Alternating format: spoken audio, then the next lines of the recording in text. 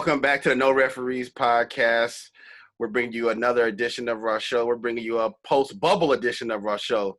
As always, you can find us on our social media pages at No Referees Pod and on our YouTube channel, No Referees Podcast.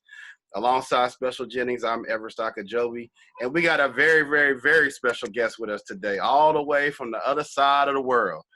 We got 5-year WNBA veteran, 3-time NCAA Champion, 2010 Gatorade Player of the Year. You can find her everywhere on our social media at Kiah Stokes 41. The lady that's still pissed that she couldn't whip the golf cart in the bubble. Kiah Stokes. What it do? I mean, shit, I'm chilling. That was a great intro. That was really good. How's it going over there in Turkey these days?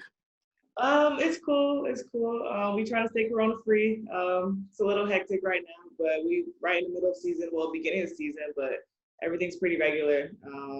Practices normal, games as usual, just no fans. So life really didn't stop over here. Okay. Well, we're going to get into everything overseas, WNBA. We're going to get into the bubble. We got a lot of stuff to get into. But our very first question we ask all of our guests on No Referees podcast, because our show is unpenalized sports conversation. No rules, no text, and no whistles. So we want to know, what was the very first time you either got into it with a referee or talk a little stuff to a referee that you can remember from back in the day? Honestly, that's a tough one for me because I'm always so mellow. Like, I don't get too high, too low. But I will just share a quick story about this past season in the bubble. It was the first time that I actually yelled at a ref, because I don't yell at people unless they're my teammates. So we were playing this team. They had a girl who was 6'7". I'm not going to say names, but I didn't think she was very good. And I just felt like the refs was giving her every call. So there was one play, she turned around, I blocked her shot. They called a foul. I turned to the refs, and excuse my language, but I was like, that's not a fucking foul. She's 6'7". And then the refs were like, hey, Stokes, you need to calm down. I'm like, no, you calm down. And then that was really the extent of it. Because I'm usually not the one to, talk to the refs. But, if that was my teammate, she would have got teed up right away. But because they love me, they just like, all right, Stokes, relax. But other than that, I really be chill. Me and refs get along for the most part. That's hilarious. Well, we always ask all our guests that question. It depends on, sometimes when Coach Jennings and I, we interviewed Coach Walls. He said he got his first tech by staring at a referee. You never know, their first interaction with a referee. So that was a pretty cool story. Yeah, we ain't gonna mention no names, but we could probably use process of elimination of who that particular athlete was. She had a good game, and I was just so mad. I was just mad, but it's fine. So we're gonna get into some backstory real quick and just growing up in Iowa. See, now I'm from Texas, you know what I'm saying? When I think about Iowa, I think about two things: Hawkeyes and corn. I don't know anything about Iowa, you know what I'm saying? So I will get into asking you, what was it like growing up in Iowa, and tell the fans out there that there's any cool stories just about Iowa that they may not know. You're not really far off with the Hawkeyes and corn, honestly. My parents went to Iowa. My dad played there. My brother went to Iowa. My cousins went to Iowa. My aunt, uncle, they all went to Iowa. So I was supposed to go there, technically, and then UConn came along and just shut that down. And then one thing was I didn't grow up in a cornfield. I didn't grow up on a farm. I lived in a house. I lived in the suburbs. If you went 4 miles down the road, yeah, you would run into a farm. But, I didn't grow up on that. So that's a little misconception. Everyone thinks I'm just a farmer's girl. No, I'm not that. But it's kind of what you think. It's really slow paced. It's a lot of just country area, farmland. But like I said, I grew up in the city. So, I didn't grow up on a farm. Well, mention your brother real quick before we let Coach Jennings get in here. Now, when I look at your Instagram page, I was scrolling through and I saw your brother, former hooper, college coach. And I was like, dang, you got your dad played in the NBA, had a little fame. You played WNBA, a little fame. And I was like, your brother the most famous. I was like, because he's the dude from All-American, the quarterback. You know what I'm saying? Oh, my God. Yo, I thought the same thing when I seen the show. I'm like, yo, this dude is my brother. He has the same haircut, the same stupid-ass haircut. He has that one. He acts like him. My brother be doing dumb stuff sometimes. He don't mean to be. It's just sometimes he just not thinking all the way. I'm like, yo, my brother is him. They're the same. They're the same person. I hope your brother don't hear this. You might be throwing all types of shots right now. Listen, I tell this to his face every day, so he was fine. Shady. Man. Iowa. When I think of Iowa, I think of corn, grass, farms, and corny as hell. But I don't think you corny. I think you quite cool. I do want to jump into like high school. The basketball in Iowa. I don't know too much about it. Like, what was that like for you? Obviously, you were, what was it? Gatorade player, right? Correct? Am I correct on that? Yeah. Like, so what was high school like for you in Iowa? It was pretty tough. I mean, it's crazy as I only won one state championship, but that was my junior year. But like my sophomore year, we had a girl that went to Iowa. We had a girl that was committed to another university for softball. She was a great athlete. Like we had the best team, and we just could never win. But it was pretty tough, and it was really crazy as my year, like graduating in 2011 from high school. I went to UConn. We had another girl from Iowa went to Notre Dame, and then another girl went to Stanford, which I thought was pretty cool because you really don't hear about people from Iowa kind of doing that. I mean, you have, few and far between, but it was pretty amazing, especially on the women's side. But it was tough. I mean, it was competitive. I mean, it really was, you had one or two really good players and everyone else was just, who's the better of the supporting cast. But it was tough, I wish we would have won more, but, really thankful and love my coaches that obviously got me to where I am today, so I can't take anything back. I would have loved to play on a more competitive league. That's one thing I do wish, but, it is what it is. See how you had to shout them coaches out. I love my coaches, but we couldn't win. Like, yeah, I mean, they're the ones that started, so show love. Let's let the cat out the bag then, since we talking about it. Who better, you or your brother? And what? What you think? Who better? Like, look, they try to who better? You or him? Listen, I'm better. I mean, I'm better. The thing is, he's just stronger and faster and can jump higher and is taller. So that makes it a little harder for me sometimes when we play. But skill-wise, yeah, I'm better. Who won? I won. Every time? Not every time, though. But most of the time. See, look, you over here like, I'm better. He's won. Like, you can't just. No, because first of all, we played one time when I first got drafted. He just tried to dunk on me. So I'm like, yo, this is not even right. So I just really had to foul the shit out of him a couple times until he got the message. You ever played your daddy? I was just about to ask. You ever play daddy? You ever play big dog? I wish though. We would play horse and stuff. Like when I was little, my dad would whip my ass in horse all the time. He was a nice little head. Left hand shot, shit was automatic. But when I got older, it's a dub. It's a wrap. I got him. But he had bad knees, so we could never really play. That's all these justifications. Yeah, she trying to throw in all this extra stuff. Brother, he was taller. He's 60. Yeah, he got bad knees. Like, cut it out. That she gonna say she ain't say the same thing about that 6'7" girl. You know what I'm saying? She ain't said about that. No names, right? Right. Hey, Kiah, I want to ask real quick just one more thing on Iowa. Y'all got so many great players that come from your home city. Kurt Warner, David Johnson, Terry Stotts. There's so much great athletic prowess that have come from where you're from. What is it to speak to the area and just the sports culture there? Like, Coach Jennings was stated. Just like, what's it like there? We're really big into sports, especially like the universities. Obviously, Big Ten is a big football school. We had a couple kids from my high school go pro in the NFL. Marcus Page went to my high school. He was at North Carolina. Harrison Barnes was from Iowa. You obviously know he's in the league now. So we have some good talent. It's just people always think it's so rare when you say, oh, you're from Iowa. I get, oh, there's black people from Iowa. I get that all the time. And they're also like, oh, I didn't know that you guys are actually good at sports. So, I mean, we're not, the New Yorks and have, all these dog fighters. Like, we got some dogs, but it's not the same. But we do have some really talented people. And, I always rep Iowa as long as I live. I do talk a lot of shit, but I'm happy where I grew up, and that's home for me. Hey, she said, oh, it's black people there. Like you borderline. You just made it. I ain't want to throw it on the bus, but hey man, look, there's no we pull no punches on here. Like you barely made the cut. Like honestly, on my high school team, it was like me and another girl. We the only two mixed girls on the team. Like. Look, she would have seen now she went from black to mixed. You see how she went? Now she look. Now she mixed. Hey, now she 2 or more or other. Next she about to be look. Now she about to be foreign. She got that Turkish passport. She forgot where she from. Hey, you know what she is? She Turkish American now. I'm saying that's the first question people ask me is like, oh, there's Black people. Yeah, I can That's true. I never met too many Black people from Iowa. I got a friend from Iowa. She type weird.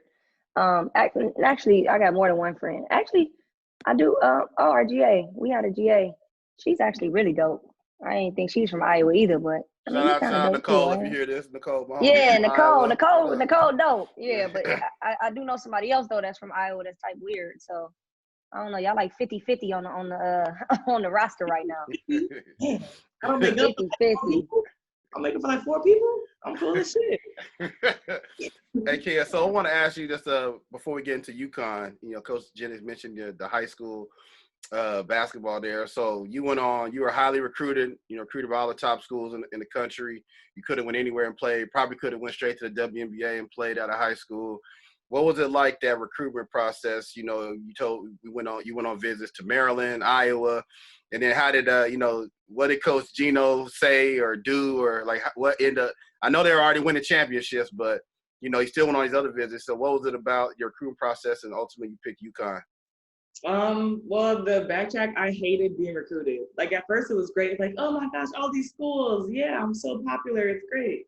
But after a while, once coaches could start calling you, my phone would not stop ringing, and I hated it. Like I would not answer my phone. I would make my parents answer it for me. I was so overwhelmed. My dad was like, Kiah, can you grow up, please, and answer your phone? Like, I don't want these coaches calling me. Like, this is your future. Deal with it. That's basically what he told me. So I didn't like that part. But what's really funny is about UConn is I never initially wanted to go there. I thought like, oh, that's UConn. Like, they get all the best players. They're this and this and this. Like, I just want to fit in there. Like, it's not my thing. I want to stay close to home. I don't know why I ever thought that, because I'm never home, like, ever anymore.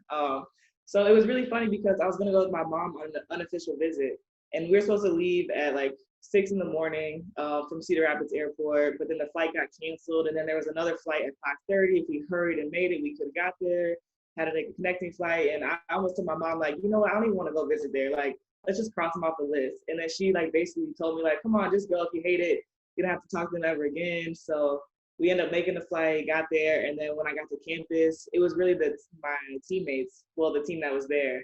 They were the ones that like really made it dope for me. And Geno, he kept it real. He's like, if you don't want to work hard, you ain't gonna play. If you don't want to do this, you ain't gonna play. You're not gonna be no good if you don't do this, this, and this. I said, oh, okay. But like he kept it real, and like I said, my teammates there, they're the ones that really kind of made it like seal the deal for me. They were the ones that was like, oh yeah, I can do this. I want to play with them. They're gonna be my friends for life. So that was it. He don't make no promises. He told me he had parents call him or like, so if my daughter goes here, is she guaranteed a starting spot? Is she guaranteed this, this, and this? He was like, no.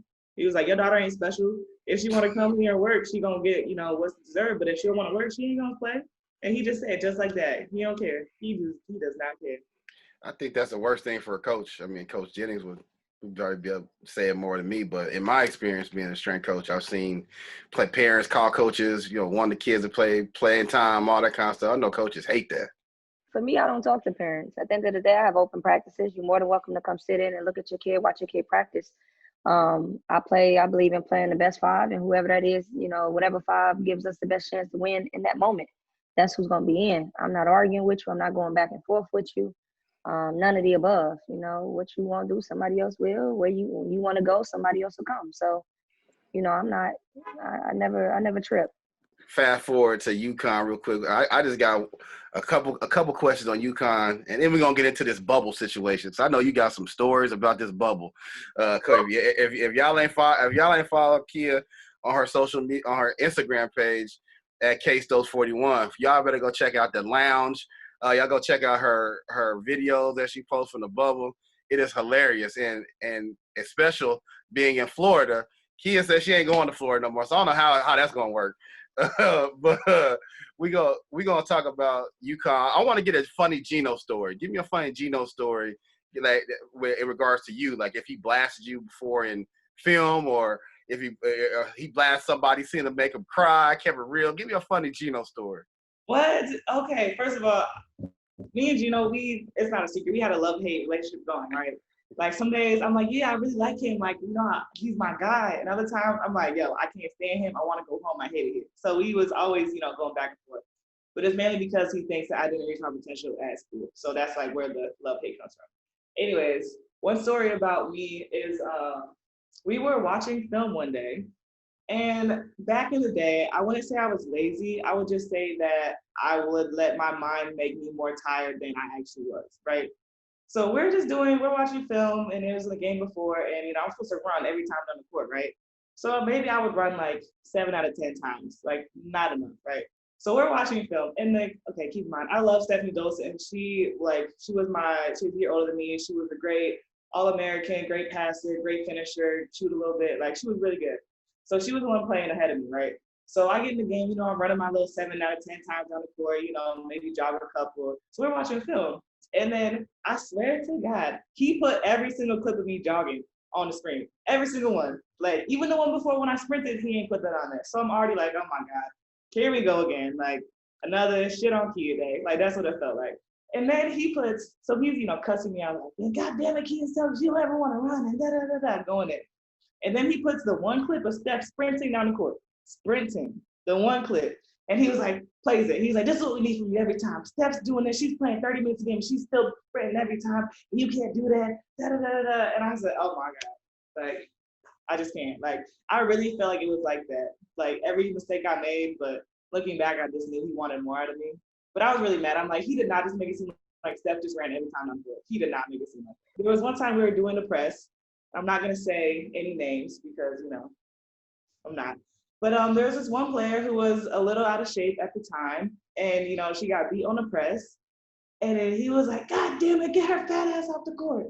Oh, he didn't say ass. He was like, somebody get this fat girl off the court. I was like, wow. But it was really funny. It was really funny. Like, he was kind of laughing when he said it, so it wasn't like too serious. But yeah, we was all cracking up. And then, of course, I start laughing. He's like, you think someone's funny, Kiah Stokes? I was like, oh, no.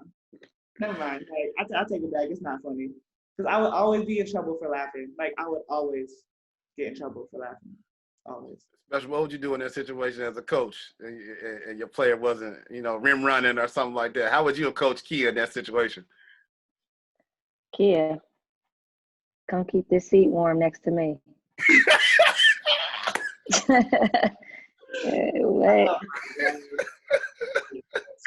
Come on over here and have several seats. I had a kid that was like that. Like, she was like a light switch. Like, oh, game time, I'm ready to play. Practice, I ain't trying to do that. And she thought she was gonna pick and choose. So when it came to the game and she wanted to go in, I was like, I ain't gonna do that. So we ended up getting on the same page, but it started off like super rocky like that. It's different though. Every coach knows. We all, as coaches, we be fronting sometimes. Like, we try to discipline and all those things, but we already know, man, your best player do something, you kind of sweep it under the rug a little bit. Say, I'm going to discipline them later. But everybody's done that as a coach. Like, if they say they haven't, they're lying. So, the one thing I will say that I've always respected about Geno is that he's really, really tough on his best players. So when Stewie first came to school, he was on her neck. Like, every day, all day. One practice, he kicked her off the court and made her run stadiums. Like, it was crazy. But that's one thing I'll always respect is, like, he never took it easy, like, on anybody. And that's what's great. Because, they're our favorites and they kind of get away with things. But, like, with the best players are the best. And I heard stories about Maya. He would, like, go in on Maya. That's good, though. Yes, that's why I really respect it. That's good. You're supposed to go in on your best players. That way your scrubs can, like, be up to par. I'm not gonna be yelling at my scrubs. For what? Well, I'm gonna waste my time doing that. You gotta yell at your best players, and that way the scrubs already know. Well, I ain't got no chance of doing nothing crazy. Let me just come into practice, do what I'm asked, and get my ass to the back of the line and shut up. Like, you gotta, If you soft on the kids that's supposed to lead your program, they're gonna lead your program to the ground. So, he got a lot of rings doing, being who he is and doing things the way he's done it. So why change it? One last question on UConn. Who used to get the best of you in practice? Was it Stephanie Dolson or Brianna Stewart? Or did you used to are you used to bust their head? Who was busting heads in practice with the bigs? Shit.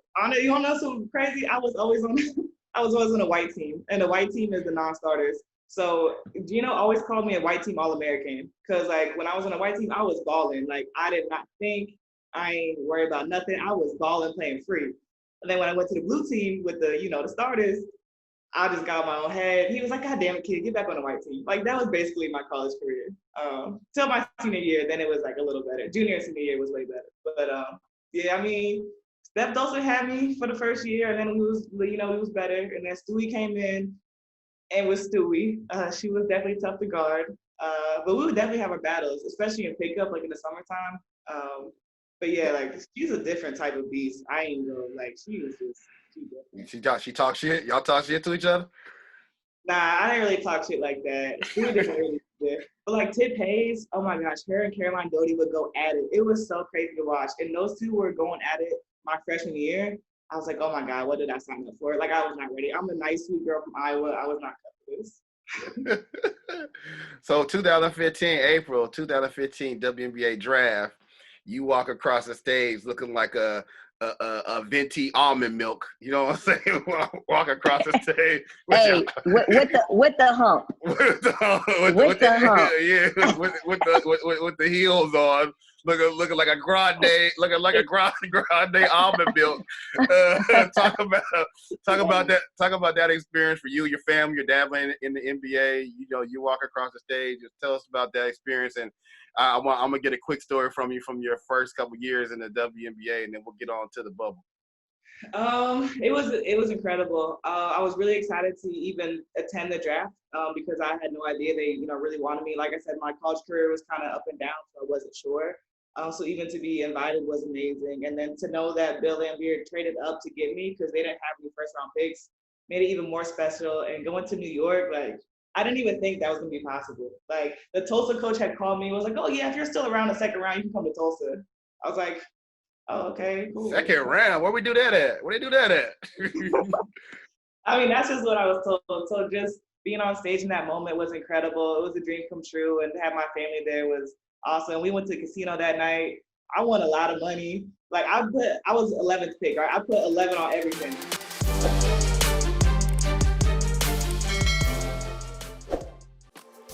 The Simple Pour is a beverage concierge service specializing in creating flavorful crafted punches for all of your events and needs. From their house favorites to the custom creations, they have a beverage that's going to satisfy every taste bud you have. Certified mixologist Kevin Barber literally pours his heart into each beverage. You have the individual 12-ounce bottles, or if you want to step it up to the big boy gallon.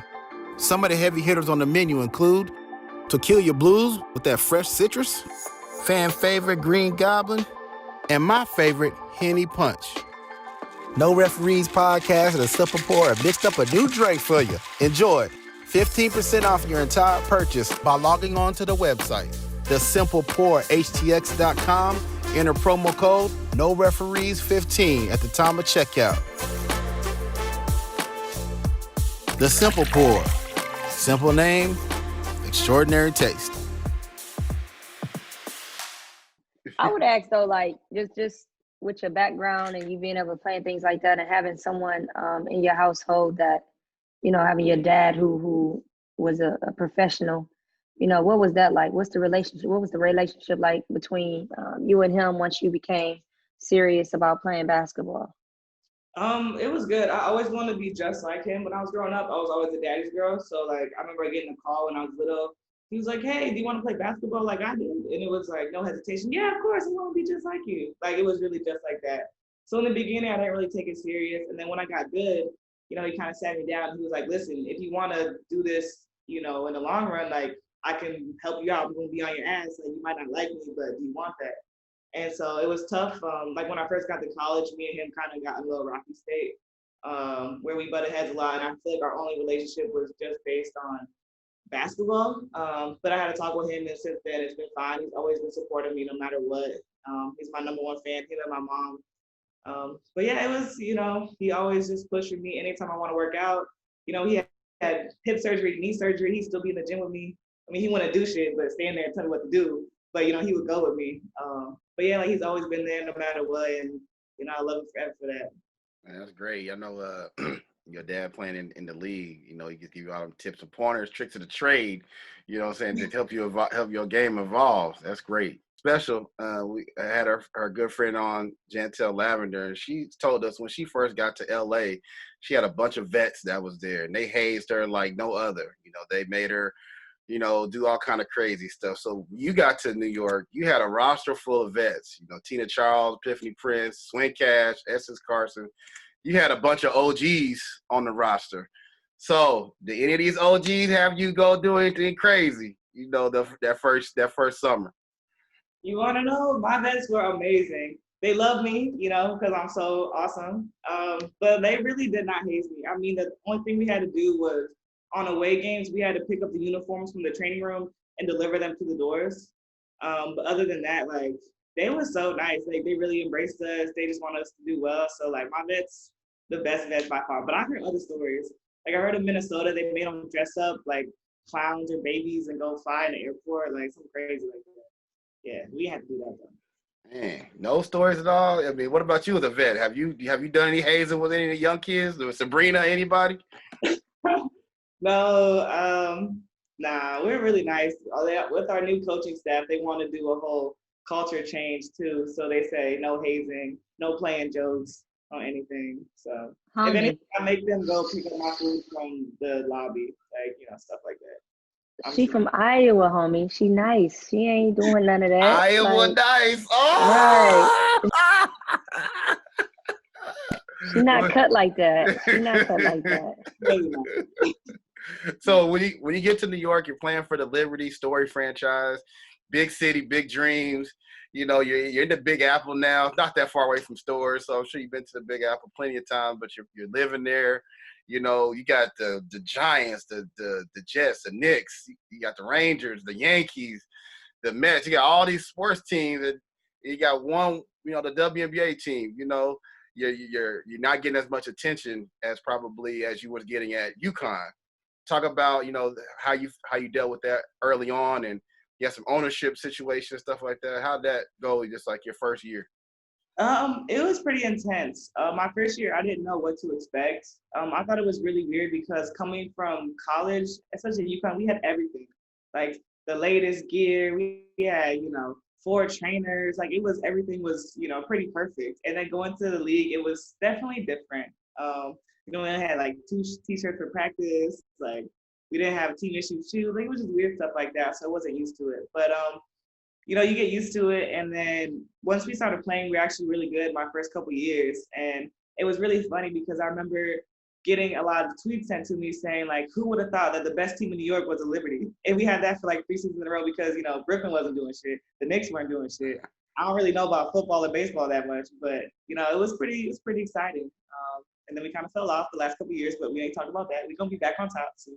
Yeah, But why it got to be some shade, though? Like, why is it? I saw that tweet. Why does it have to be New York Liberty the best in New York? Like why? Like y'all are a professional team. You know what I'm saying? Like people kill me doing that. It's almost like they try to downplay people's success or downplay people's light. Like, oh, yeah, the Liberty is the best right now because all of the other sports teams are shit. No, they're the best right now because they have good professionals that are on the team that's like put them in position to be good. We're going to get to one mutual friend that we have at the show, Coach Teresa Witherspoon. Shout out to her. You know, I know you spent some time with her.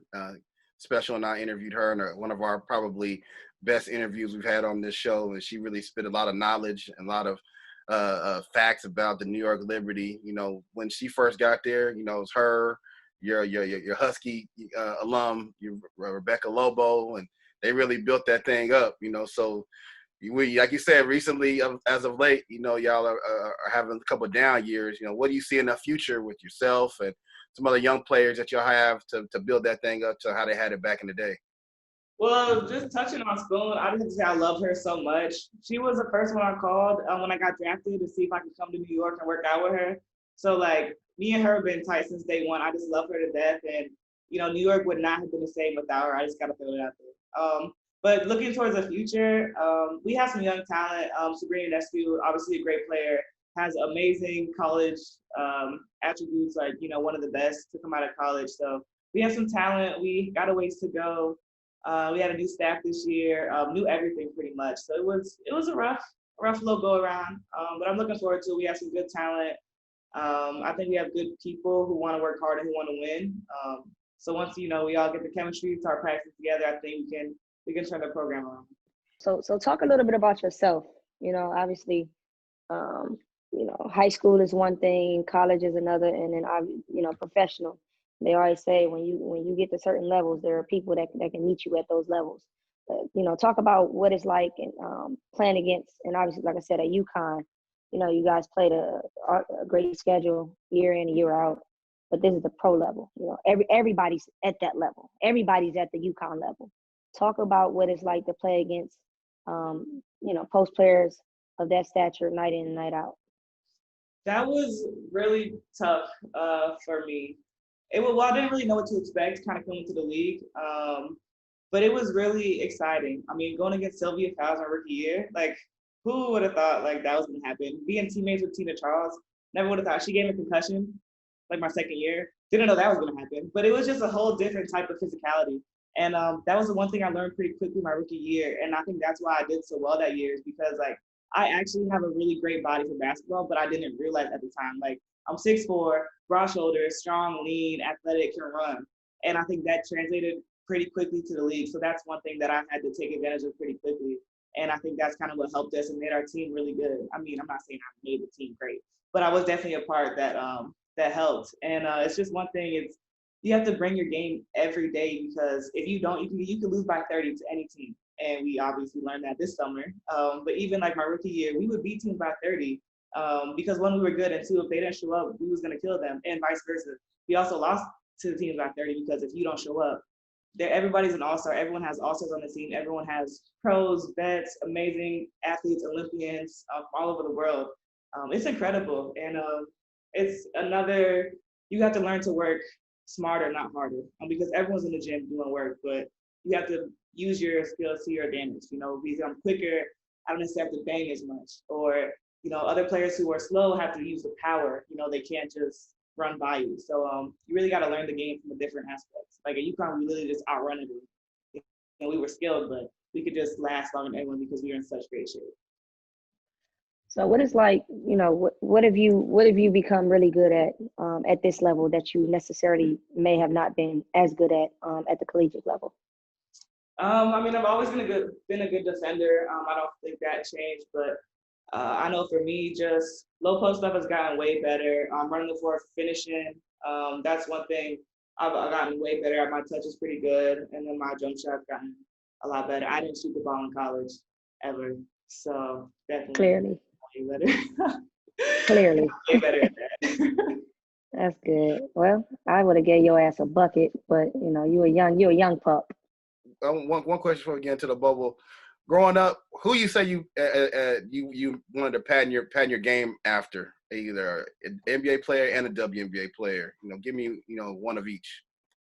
Well, growing up, I know this sounds so corny, but my dad, like, I always wanted to be just like him. So I would watch clips of him. He would send me little videos and stuff. So he was definitely one. And then as a post player, Lisa Leslie was like the god basically growing up for me. So she was one I definitely looked up to. But I didn't really, growing up in Iowa, I didn't know that many people because it wasn't really publicized, when I was growing up. So I didn't actually start watching it more until I got into high school. That's when I really started learning. But like growing up, I really just saw, kind of the stars. But yeah, so that's why I would say Lisa Leslie and then my dad. Sounds so corny. Hey, special, remember Gentil, she said that she was so tall, they used to call her 6'9", walking through the hallway. They used to make fun of her. What they used to make fun of? What was your nickname, Kiah, being so tall? What they used to call you back in the day? Not a damn thing. They knew I was a shit. I'm going to let her live, so just move on, because I'm going to let her live. All right, Kiah, I'm going to let her live. Let's get into this bubble talk. We got a lot of funny things that you have posted on your social media, but we all know that the bubble this year was centered around the social injustice So we'll get into some of the funnier things that you talked about in the bubble, some of the things that we've talked about off air. But just talk about the social injustice piece with the WNBA, your team, say her name, things of that nature. Kind of talk on that for us a little bit. We were really excited. Obviously, we knew we had a platform with only the NBA going on at the same time as us. We had a platform. Most of our games were televised, which is something that hasn't happened in so long. And I think because of COVID, like the world was at a standstill. So I think all eyes were going to be on sports if they were able to play. So we kind of tried to use that to our advantage. That's why we dedicated the season to Breonna Taylor and her family. That whole situation is just heartbreaking. Her, along with, the hundreds and thousands of other people that's, been in this similar situation. So it was really heartbreaking, but we try to just use our voice in the best way we can. And I think we did a pretty good job. I think we brought awareness.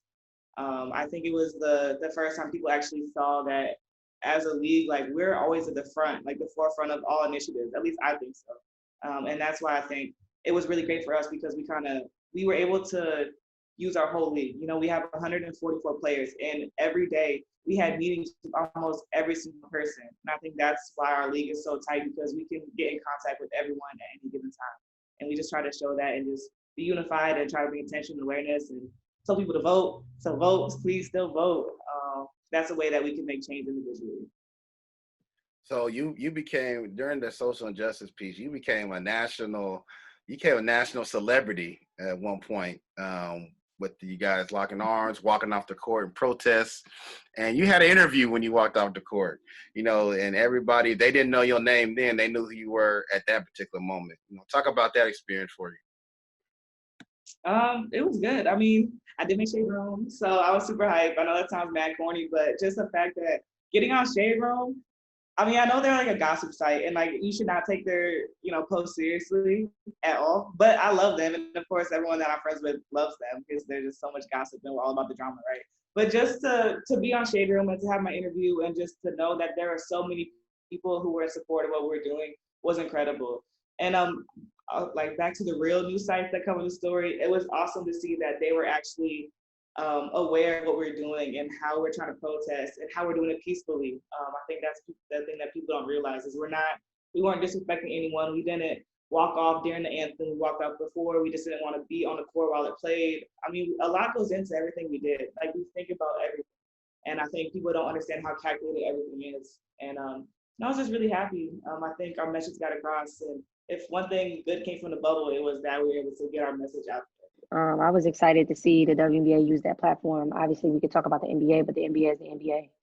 That's something that they're established and they're known, and people are always going to watch them. But to see women, have their face on the front of things and being, leading the charge and just really dedicating their season to, like she said, heartbreak and tragedy. I thought that was just phenomenal. And then you got to see them in a different light. Not Kiah Stokes, the basketball player, but Kiah Stokes, the human being. And everybody know what it is for her to be humane. So I thought it was unique. I thought it was dope. I enjoyed it, and I think that I hope that it doesn't stop there. Like she said, people got to get out and vote, and don't just behind words has to be action. And so that was big for the WNBA. Yeah, appreciate sharing that with us, Kiah. Now we're gonna get into some funny stuff about the bubble. Now, let's talk about this bike situation. Let's talk about this golf cart situation. What's up with you and this bike? And you, why did they give you the keys to the whip? What happened with that situation? I just want the keys to the whip. First of all, I hate Florida, and I will never ever live there. It sucks. Like, hold on. What a special Jennings has. You retired. She a coach. She need an assistant. You know what I'm saying? What about that? Man, you listen. She don't hate Florida that much. You gotta let people just say what they gonna say and let it in one ear, out the other. She just happened to be in a bubble. I hated the fact that I had to bike everywhere in Florida and get caught in the heat and caught in the rain and just sweating constantly. Like, I just hated it. And then we were told we get 2 golf carts per team. So I'm like, why would I not get a golf cart? I'm one of the oldest people. I could drive on the rookies. Like, I could do that. But then they said, no students can drive electric vehicles. I'm like, excuse me, am I a student here? Because I'm pretty sure I work here at this point. So I was just really annoyed and frustrated, and I was just hot. And then we had to bike everywhere, and the schedule was just trash. Like we had to wake up to go to testing in the hotel, then come back, and then go to lunch over here, then go to film over here, then go to practice over here. Yeah, it was just a mess. It was just hot. It was just so hot. I know at one point when the bubble first started, it was a big deal with, the food not being great, and like on Sports Center they showed like insects in the underneath the beds and all that kind of stuff. What was that the living conditions like for y'all down there? So fortunately, where we lived, we didn't have that many bugs. We only had ants in our kitchen. Like that's the only problem we had. But other people had like worms on their carpet or like bed bugs. Like fortunately, we didn't have that. But like the way the apartments were set up, like we're kind of like in wooded areas, so there's gonna be bugs and stuff like crawling around. So it was kind of like not the best. But anytime you had a problem, if you called someone, they would come and like clean it up, or they would, use a little Rite Aid or whatever to get the ants or like roaches. I didn't have roaches, but it was just gross. But I mean, they did accommodate all of us the best way they could. So, I'm very thankful. We had a season, so I try not to complain too much, but like, no, I don't like it there. I'm in Florida, so wherever I'm at, that's where it's going down at. So she'll be okay. Hot. It's just hot all the time. So you prefer to be in Iowa? I prefer to be in New York. I'd rather be cold than hot. Yes, unless I'm in a pool. It's not hot. It's not hot all the time though. You can come down in the wintertime. It's actually nice. Okay, it's nice. Like it's not. Listen, ain't nobody begging you to come soak up some of this sun, sis. Listen, I go from here until May, and then May I'm in New York, and then from May to September, then in September I'm back over here. So when the bubble finished this year, how much time did you have off before you had to head over to Turkey? 7 days. Damn. Yeah, listen, this is the life you choose to live. Absolutely, and I love every excuse free. Kiah, one more thing on the bubble. So I know that y'all, it wasn't like the NBA where you had like these plush, hotel. In your situation, I know you had the option to live in the hotel or live in an apartment. Talk about what you learned about living with your teammates and growing closer in that bubble situation and the other WNBA players. It was interesting to say the least, because I've been living by myself for the past 6 years. It was definitely hard to have a roommate. But like I love Kiah. I went to school with Kiah for a year, and then I played with Zowie in New York for 3 years, so I already knew them. And they kind of know me, that if I get overwhelmed, I just go in my room and close my door, and they'll leave me alone. So they were really like understanding. So it was really great. And I do miss them sometimes, to be honest with you. Like I do love them. I miss them. I wish I could see them more often, but I do like my space too. So it was a learning process. We didn't really get in fights. I heard other stories from other teams who get in fights though, so I'm glad we didn't have that. So which one of your lounge counterparts was the messiest? The messiest, me. Like I'm definitely the messiest. Zowie is like, I don't want to say OCD because she doesn't actually have OCD, but she's like a neat freak kind of. So her room was always clean. And then Kiah was really organized. She just had a lot of stuff. She's a Jordan athlete. So she had mad shoes everywhere, like mad Jordan gear. And then me, I just am messy. Like I don't make my bed when I get up. Like I just don't. Like I'm messy though. Not pretty. So right now you're in Turkey. Y'all season is underway or getting ready to be underway. I know that you mentioned that you had a little bit of an ankle issue. You're coming back from that. How are you feeling right now and moving forward with your overseas season? I'm pretty good. I got my ankle wrapped up right now. Oh, especially you saw that homemade ace bandage wrap. That's that Turkish ace wrap. Yeah, no, I'm doing really well. Just a little sprain, but I should be good in a couple of days. But it's Turkish league is one of the best leagues in Europe. We have all types of foreigners from all over. Like we got the best of the best. So it is tough. Every game is a tough one, and then like our league, we have probably like 7 or 8 like good teams. So we the best. Hey Kiah, before I let you out of here, can you give the No Referees podcast a quick shout out? Yo, I just want to thank you guys for having me. No Referee Podcast is amazing. I love y'all. Appreciate it. Until next time, I hope y'all have me back on it. I hope I wasn't too bad for you. But it's all love. I appreciate it again. Check them out on No Referees Podcast. Appreciate that. Everyone, please go follow Kiah on her social media pages at Kiah Stokes 41. That is Iowa Nice's finest, Kiah Stokes. Appreciate it. Yes, thank you guys. Thanks for listening to another episode of the No Referees Podcast. Don't forget to hit the subscribe button wherever you're listening to this show, and rate and review us on Apple Podcasts. And don't forget to follow us on social media at No Referees Pod. Till the next episode, we out.